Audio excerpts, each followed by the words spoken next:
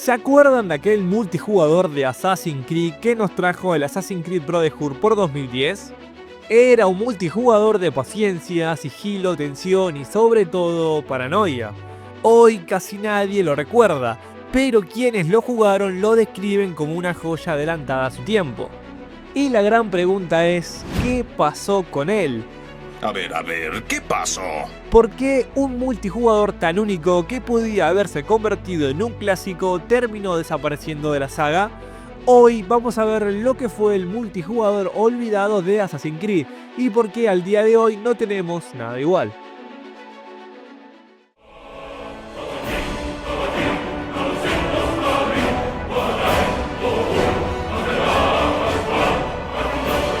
Para entender esto tenemos que viajar a principios del 2010, cuando Ubisoft estaba en plena cima con Assassin's Creed. La saga se había convertido en una de las más importantes del mundo gamer, con ventas millonarias y lanzamientos anuales, pero había un reto en el aire. Todos los grandes juegos empezaban a apostar fuerte por el multijugador. Era la era dorada del online y Ubisoft no se quería quedar atrás. Así nació una idea extraña, arriesgada pero brillante. ¿Y si el multijugador de Assassin's Creed no se basaba en disparar o matar más rápido que el rival, sino en observar, en confundirse entre la multitud y en acechar a tu presa como un verdadero asesino? ¿Y si en lugar de correr a lo loco, el jugador tuviera que controlar sus nervios, moverse como un NPC y calcular el momento exacto para atacar sin ser descubierto? Ese fue el concepto que vimos por primera vez en Assassin's Creed Brotherhood, en 2010. Un experimento que sorprendió a todos y que dividió opiniones desde el inicio. Para algunos era aburrido y para otros una genialidad que ofrecía algo diferente en un mercado saturado de shooters y mundos abiertos. Lo que está claro es que este multijugador marcó un antes y un después en la saga. Dejó una huella en una generación de jugadores que aún lo recuerdan con cariño. Quizás al principio era algo muy raro, ya que el online era muy diferente a lo que era el juego offline. La primera vez que jugué Assassin's Creed Online fue con Assassin's Creed 4 Black Flag y no sabía cómo iba a ser el multijugador, ya que nunca había visto nada. Después de pasarme la historia principal, decidí jugar y probar el online, lo que pensaba que iba a ser un mundo abierto, con batallas en barcos contra otros jugadores, tomar fuertes y tener enfrentamientos con espada y pistola con otros jugadores. Lo que es algo que quizás la mayoría esperaría y algo que suena hasta muy épico. Pero en su lugar me encontré con un juego más cerrado, con pequeños mapas, con turnos de cuándo poder matar y gran parte del juego era camuflarse y fingir ser un NPC. Y eso me encantó. No es lo que estaba esperando, pero sin embargo ese concepto tan distinto hizo que lo disfrute mucho, al tal punto que me acuerdo de haber llegado a un nivel alto. Y yo entiendo a la gente que no le guste, que posiblemente sea más de la mitad de los jugadores de la saga, porque el juego era muy duro. Entender las mecánicas, los tiempos y las miles de herramientas se convertía en algo técnico que al principio del juego podría ser muy frustrante. Pero cuando ya habías entendido todo y encontrado el timing perfecto del juego, cuándo atacar, cuándo esconderse, cuándo correr, el juego pasa a ser súper entretenido. Y ese es uno de los principales problemas.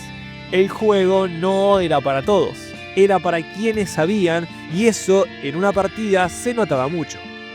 No era como un Call of Duty donde lo único que tenés que hacer es matar más veces de la que te maten. En el multijugador de Assassin's Creed era todo mucho más complejo y debido a esa complejidad este juego no pasó a una gran magnitud. Vayamos al nacimiento de este concepto de multijugador. Ubisoft quería hacer un online fuerte, ya que para el momento Assassin's Creed era de las franquicias más populares del mundo en la industria de los videojuegos. Las consolas PlayStation 3 y Xbox 360 pusieron de moda, entre comillas, la idea de jugar online. Y digo entre comillas porque obviamente siempre existieron juegos online, pero la llegada de estas consolas se popularizó mucho más el concepto online. Y todas las grandes franquicias hasta el momento optaban por hacer juegos online acompañados del offline. Ubisoft tenía una idea que sonaba extraña para muchos. ¿Cómo podía un juego de mundo abierto, de sigilo y parkour adaptarse a un entorno competitivo online? Ubisoft Montreal, el estudio principal, entendía que no podía simplemente copiar lo que hacían otros. Si Assassin's Creed se iba a lanzar en el terreno multijugador, tenía que hacerlo de una manera distinta, manteniendo su esencia hasta cierto punto. Y así fue como nació el multijugador de Assassin's Creed Brotherhood. Desde el primer momento se planteó como algo diferente, casi experimental. En lugar de basarse en disparos o en combates caóticos, el diseño giraba alrededor de un concepto muy claro: la caza del asesino. Cada jugador recibía un objetivo que debía asesinar, pero al mismo tiempo alguien más estaba cazando a ese jugador. Era un círculo de depredadores y presas donde nunca estabas completamente seguro. Esa simple mecánica generaba una tensión constante, porque en cualquier momento podías convertirte en víctima. Uno de los grandes aciertos de Ubisoft fue el uso de multitudes y escenarios abiertos. Los mapas estaban llenos de NPC que caminaban de manera similar a los jugadores, lo que obligaba a confundirse entre ellos para no ser detectados. Si corrías demasiado, saltabas la alarma. Si te movías de manera torpe, tu perseguidor podría descubrirte. El juego premiaba la paciencia, la observación y la sangre fría. Cuando Ubisoft presentó el modo en conferencias y trailers, muchos jugadores se mostraron escépticos. Algunos fans de la saga temían que la campaña principal se viera afectada por este experimento. Otros pensaban que no tenía sentido llevar a Assassin's Creed al terreno competitivo, pero la curiosidad estaba ahí, y millones de jugadores lo probaron cuando Brotherhood salió al mercado. Las primeras críticas destacaban justamente eso, la originalidad. No era perfecto, pero tenía personalidad. Los jugadores que lograban entender la dinámica quedaban fascinados con esa mezcla de sigilo y engaño.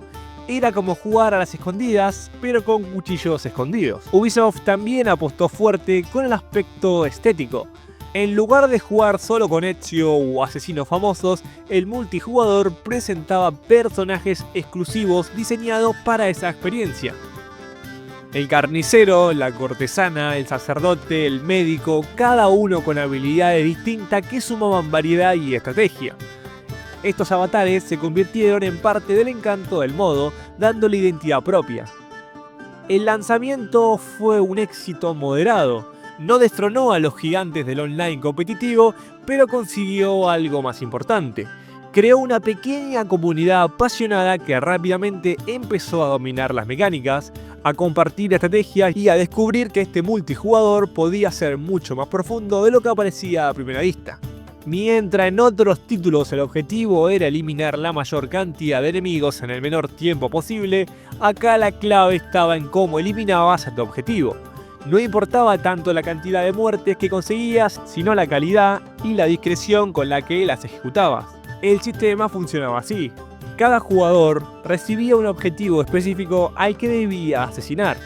Ese objetivo era otro jugador humano dentro del mapa, pero al mismo tiempo otro asesino te estaba cazando a vos. Eso generaba un ciclo infinito de persecución, donde todos eran simultáneamente cazadores y presas. Esa simple mecánica convertía cada partida en un juego psicológico lleno de tensión. La clave estaba en confundirse con los NPC. Los mapas estaban diseñados para estar llenos de personajes que se movían de manera similar a los jugadores. Si corrías o escalabas demasiado, llamabas la atención. Si actuabas de forma robótica, tu perseguidor podía descubrirte. La gracia estaba en imitar el comportamiento de un NPC para pasar desapercibido. A esto se sumaban las habilidades especiales. Cada personaje tenía un set de poderes que podía usar estratégicamente. Bombas de humo para escapar, disfraces para engañar, venenos para matar lentamente sin ser visto, hasta habilidades defensivas como aturdir a tu perseguidor en el último segundo. Estas herramientas no solo añadían variedad, sino que abrían la puerta a jugadas espectaculares y momentos de película. El sistema de puntuación también era innovador. No bastaba con matar tu objetivo. Hacerlo de forma torpe, corriendo detrás de él a plena vista, daba pocos puntos. En cambio, asesinarlo de manera limpia, silenciosa y sin que nadie sospechara, te otorgaba una gran recompensa. Eso hacía que los jugadores experimentados no buscaran simplemente ganar por cantidad, sino por estilo. Un ejemplo típico de partida era esta.